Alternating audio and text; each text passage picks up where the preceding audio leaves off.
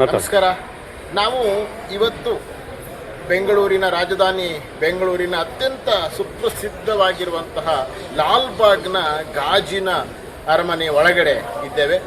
ಈ ಬಾರಿಯ ಗಣರಾಜ್ಯೋತ್ಸವದ ಸಂದರ್ಭದಲ್ಲಿ ಒಂದು ಫಲಪುಷ್ಪ ಪ್ರದರ್ಶನವನ್ನು ಇಲ್ಲಿ ಏರ್ಪಡಿಸಿದ್ದಾರೆ. ಬಹಳ ವಿಶೇಷವಾಗಿರ್ತಕ್ಕಂಥದ್ದು. ಲಾಲ್ಬಾಗ್ನಲ್ಲಿ ಏರ್ಪಡಿಸುವಂಥ ಎಲ್ಲ ಫಲಪುಷ್ಪ ಪ್ರದರ್ಶನಗಳು ಒಂದಕ್ಕಿಂತ ಒಂದು ವಿಭಿನ್ನವಾಗಿರ್ತವೆ ಮತ್ತು ಅತ್ಯಂತ ಜನಪ್ರಿಯವಾಗಿರ್ತಕ್ಕಂಥದ್ದು. ಈ ಬಾರಿ KP ಪೂರ್ಣಚಂದ್ರ ತೇಜಸ್ವಿ ಅವರಿಗೆ ಅವರ ಜೀವನಾಧಾರಿತ ಸಂಬಂಧಪಟ್ಟ ಹಾಗೆ, ಅವರ ಬದುಕು ಬರಹ ಎಲ್ಲ ವಿಷಯಗಳಿಗೆ ಸಂಬಂಧಪಟ್ಟ ಹಾಗೆ ಇಲ್ಲಿ KP ಪೂರ್ಣಚಂದ್ರ ತೇಜಸ್ವಿ ಅವರು ಕುವೆಂಪು ಅವರ ರಾಷ್ಟ್ರಕವಿ ಕುವೆಂಪು ಅವರ ಪುತ್ರರು. ಆದರೆ ಅವರದೇ ಆಗಿರ್ತಕ್ಕಂಥ ಒಂದು ಹಾದಿಯನ್ನು ನಿರ್ಮಾಣ ಮಾಡಿಕೊಂಡು, ಅವರು ಅಣ್ಣ ಅಂತೇಳಿ ಕರೀತಿದ್ರು ಅವರ ತಂದೆಯವರಾಗಿರ್ತಕ್ಕಂತಹ KV ಪುಟ್ಟಪ್ಪ ಕುವೆಂಪು ಅವರನ್ನು, ಅವರ ಕವಿಶಲ್ಯ, ಅವರ ನಿವಾಸವನ್ನು ಇಲ್ಲಿ ಈಗಾಗಲೇ ತಯಾರು ಮಾಡ್ತಾ ಇರ್ತಕ್ಕಂಥದ್ದನ್ನು ದೃಶ್ಯಗಳಲ್ಲಿ ನಾವು ನೋಡ್ತಾ ಇದ್ದೇವೆ. ಎಲ್ಲ ಈ ಪುಷ್ಪಗಳು ಈ ಲಾಲ್ಬಾಗ್ನಲ್ಲಿ ಇರ್ತಕ್ಕಂತಹ ಈ ಪುಷ್ಪ ಪ್ರದರ್ಶನವನ್ನು ನೋಡೋದಕ್ಕೆ ಲಕ್ಷಾಂತರ ಜನ ಬರ್ತಾರೆ.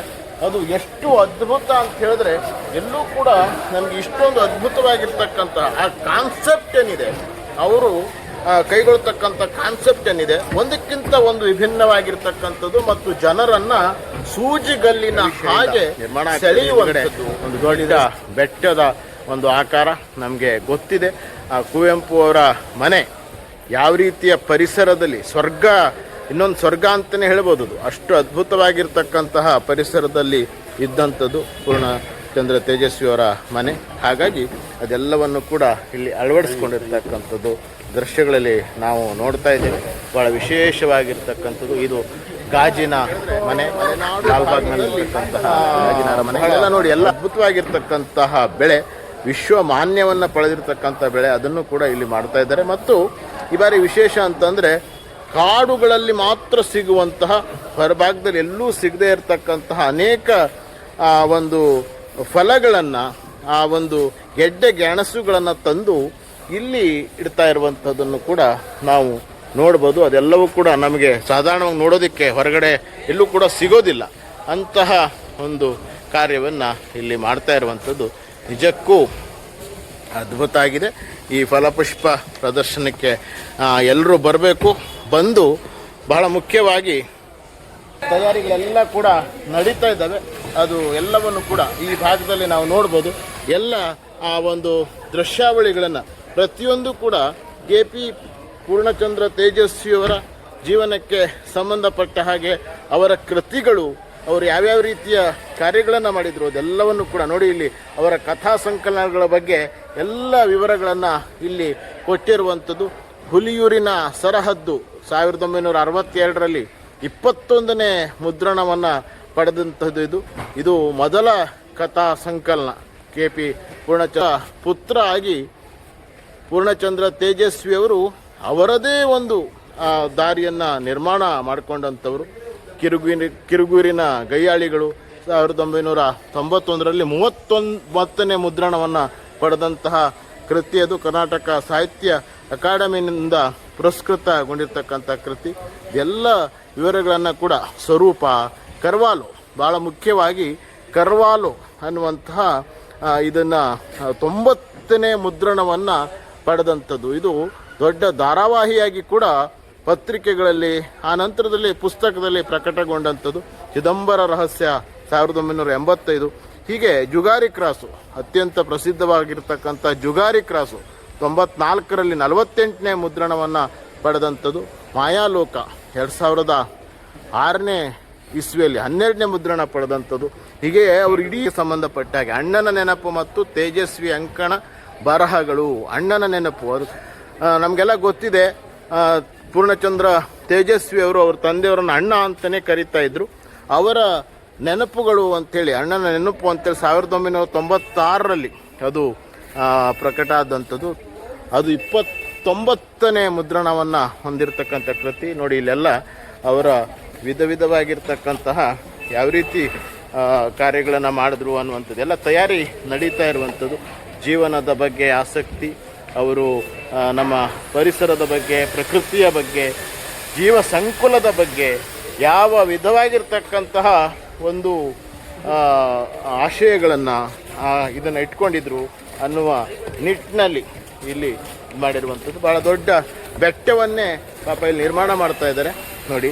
ಇಲ್ಲೆಲ್ಲ ವಿಧ ವಿಧವಾಗಿರ್ತಕ್ಕಂತಹ ಫಲಪುಷ್ಪಗಳು, ಇಲ್ಲಿ ಪುಷ್ಪಗಳನ್ನು ಯಾವ ರೀತಿ ಎಲ್ಲ ಜೋಡಿಸ್ತಾ ಇದ್ದಾರೆ ಇದನ್ನು ನಾವು ದೃಶ್ಯಗಳಲ್ಲಿ ನೋಡ್ಬೋದು. ಇದು ಅತ್ಯಂತ ಸುಪ್ರಸಿದ್ಧವಾಗಿರುವಂತಹ ಗಾಜಿನ ಮನೆ, ಲಾಲ್ಬಾಗ್ನ ಒಳಗಡೆ ಇರುವಂತಹ ಗಾಜಿನ ಮನೆ ಒಳಗಡೆ ನಾವಿಲ್ಲಿದ್ದೇವೆ. KP ಪೂರ್ಣಚಂದ್ರ ತೇಜಸ್ವಿ ಅವರ ಬದುಕು ಬರಹ ವಿಷಯಾಧಾರಿತ ಒಂದು ಇದು ವಿಸ್ಮಯ ವಿಶ್ವ ಅಂಥೇಳಿ 99ರಲ್ಲಿ 14ನೇ ಮುದ್ರಣ ಪಡೆದಂಥದ್ದು. ಆಮೇಲೆ ಪೆಸಿಫಿಕ್ ದ್ವೀಪಗಳು ಅಂತ 98ರಲ್ಲಿ ಅದು 14ನೇ ಮುದ್ರಣ ಪಡೆದಂಥದ್ದು.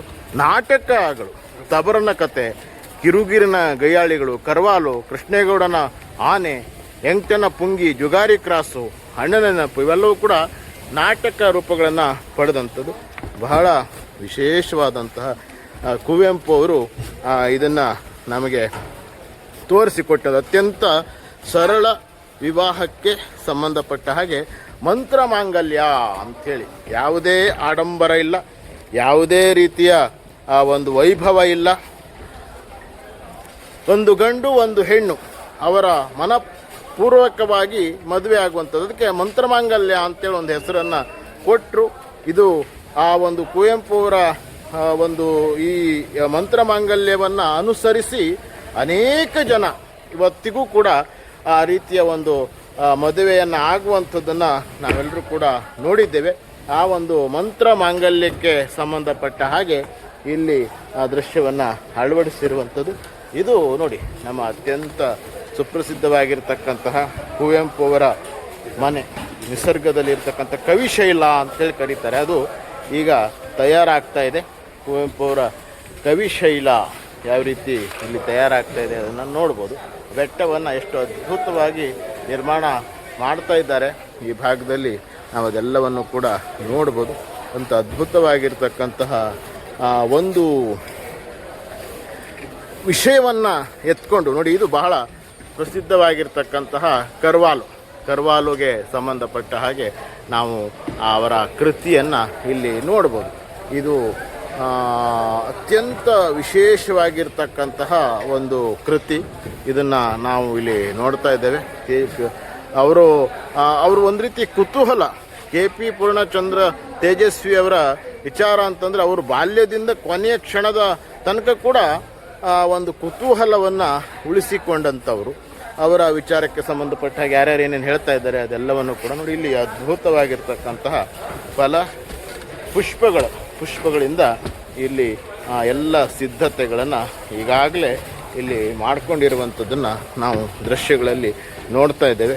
ಎಷ್ಟು ಅದ್ಭುತವಾಗಿರ್ತಕ್ಕಂತಹ ಒಂದು ದೃಶ್ಯವನ್ನು ಇಲ್ಲಿ ನಾವು ನೋಡ್ತಾ ಇದ್ದೇವೆ. ಇರ್ತಕ್ಕಂಥ ಸೇವಂತಿಗೆ ಹೂವಿದು ಊಟಿಯಿಂದ ತರಿಸಿರುವಂಥದ್ದು. ಇದು ನಮ್ಗೆ ಇಲ್ಲೆಲ್ಲೂ ನೋಡೋದಿಕ್ಕೆ ಸಿಗೋದಿಲ್ಲ. ಅಂತ ಅದ್ಭುತವಾಗಿರ್ತಕ್ಕಂತಹ ನೋಡಿ, ಇಲ್ಲೆಲ್ಲ ಇರುವಂಥದ್ದೆಲ್ಲ ಇದಾವಲ್ಲ, ಅವೆಲ್ಲ ಇಲ್ಲೆಲ್ಲೂ ನಮ್ಗೆ ನೋಡೋದಿಕ್ಕೆ ಸಿಗೋದಿಲ್ಲ, ಮತ್ತೆ ಇದು ಮಾಡೋದಕ್ಕಾಗೋದಿಲ್ಲ. ಇದನ್ನೆಲ್ಲ ನಾವು ಮುಟ್ಟುವಂತಹ ಒಂದು ಅವೆಲ್ಲ ಈ ತರಕಾರಿಗಳಿಂದ ಎಷ್ಟು ಅದ್ಭುತವಾಗಿ ಇದು ಚೆನ್ನಾಗಿದೆ. ಗ್ರೀನ್ ತಗೋ. ಇದು ನೋಡ್ರಿ, ಇದು ನಮ್ಮ ಸೇವಂತಿಗೆ ಥರನೇ ಇದೆ. ಹಸಿರು, ಪೂರ್ತಿ ಹಸಿರು ಇರುವಂಥದ್ದು. ಇದು ನಮಗೆಲ್ಲ ನೋಡೋದಕ್ಕೆ ಸಿಗೋದಿಲ್ಲ. ಇದು ಎಷ್ಟು ಅದ್ಭುತ. ಅಲ್ಲೊಂದು ರೆಡ್ ಅದರಲ್ಲೇ ವೆರೈಟಿ, ಬೇರೆ ಬೇರೆ ವೆರೈಟಿ ಇದೆ. ಇದು ಕೂಡ ಇದು ಎಷ್ಟು ಇದು ಒಂಥರ ನಮ್ಮ ಡೇರೆ ಹೂ ಥರ ಇದೆ. ಇದು ಕೆಂಪುದು ಮತ್ತು ಸೇವಂತಿಗೆ ಹೂ, ಡೇರೆ ಹೂ ಎರಡು ಮಿಕ್ಸ್ ಇರುವಂಥ ಥರ ಇದೆ. ಇದು ಇಷ್ಟೊಂದು ಅದ್ಭುತವಾಗಿರ್ತಕ್ಕಂತಹ ಎಲ್ಲ ಗಿಡಗಳ ನೋಡಿ. ಇದು ಕೂಡ ಒಂದು ಇದು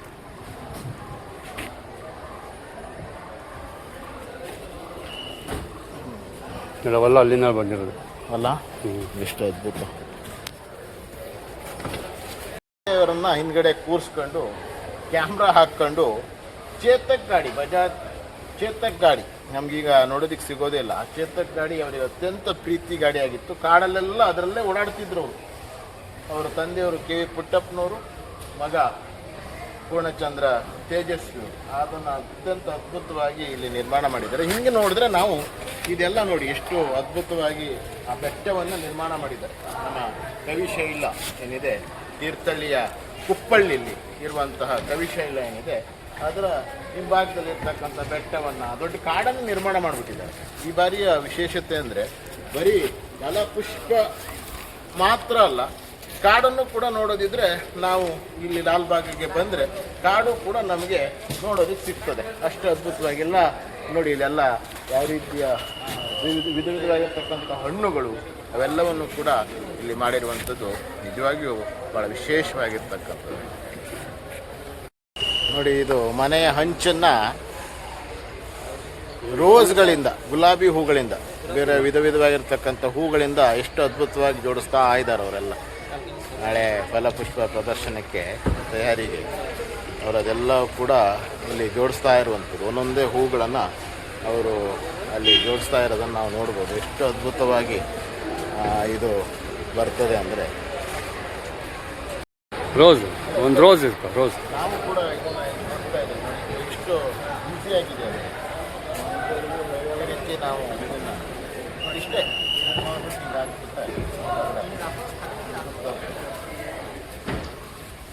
ಅದನ್ನೇ ಅವ್ರು ಮಾಡ್ತಾ ಇದ್ದಾರೆ. ಯಾವ ರೀತಿ ಜೋಡಿಸಿದ್ದಾರೆ ಇಟ್ಟು ಒಂದು ರೋಸ್ ಇಟ್ಕೊ. ರೋಸ್ ಯಾಕೆ ರೋಸ್ ದೇ? ಹಾಂ, ಅದಾಗ ನೋಡಿ ಇದನ್ನು ಎಷ್ಟು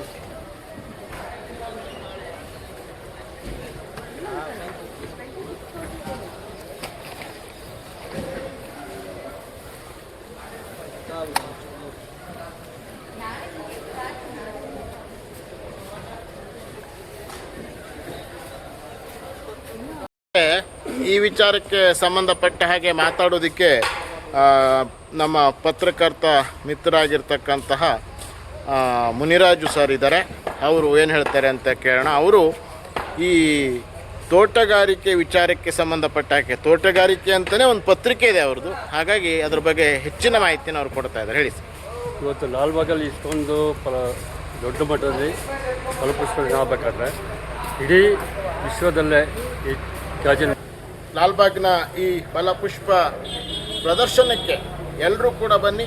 ಅದರಲ್ಲೂ ಭಾಳ ಮುಖ್ಯವಾಗಿ ನಮ್ಮ ಮಕ್ಕಳನ್ನು ಇಲ್ಲಿ ಕರ್ಕೊಂಡು ಬಂದು ಆ ಮುಂದಿನ ಪೀಳಿಗೆಗೆ ನಮ್ಮ ಹಿಂದಿನವರು ಕೊಟ್ಟಿರ್ತಕ್ಕಂಥ ಉತ್ಕೃಷ್ಟವಾಗಿರ್ತಕ್ಕಂತಹ ಸಂಸ್ಕೃತಿ ಏನಿದೆ, ಆ ಜ್ಞಾನ ಏನಿದೆ, ಅದನ್ನು ನಮ್ಮ ಮಕ್ಕಳಿಗೆ ತಲುಪಿಸ್ಬೇಕು ಅಂತ ಹೇಳಿದ್ರೆ KP ಪೂರ್ಣಚಂದ್ರ ತೇಜಸ್ವಿ ಅವರು ಆ ಜೈವಿಕವಾಗಿರ್ತಕ್ಕಂತಹ ಆ ಜೀವಿ ಸಂಕುಲಗಳ ಬಗ್ಗೆ ಎಷ್ಟೆಲ್ಲ ಅಧ್ಯಯನವನ್ನು ಮಾಡಿದ್ರು, ಅದನ್ನು ಪುಸ್ತಕಗಳ ಮೂಲಕ ಅದನ್ನು ಕೊಟ್ಟರು. ಅದೆಲ್ಲವನ್ನೂ ಕೂಡ ನಮ್ಮ ಮಕ್ಕಳಿಗೆ ತಲುಪಿಸ್ಬೇಕು ಅಂತಂದರೆ ಮಕ್ಕಳನ್ನು ಖಂಡಿತವಾಗಿಯೂ ಇಲ್ಲಿ ಕರ್ಕೊಂಡು ಬರಬೇಕು. ಬಂದರೆ ಅವರು ಬರೀ ಇದನ್ನು ಖುಷಿ ಪಡೋದು ಮಾತ್ರ ಅಲ್ಲ, ನಮ್ಮ ಜ್ಞಾನ ಕೂಡ ವೃದ್ಧಿ ಆಗ್ತದೆ.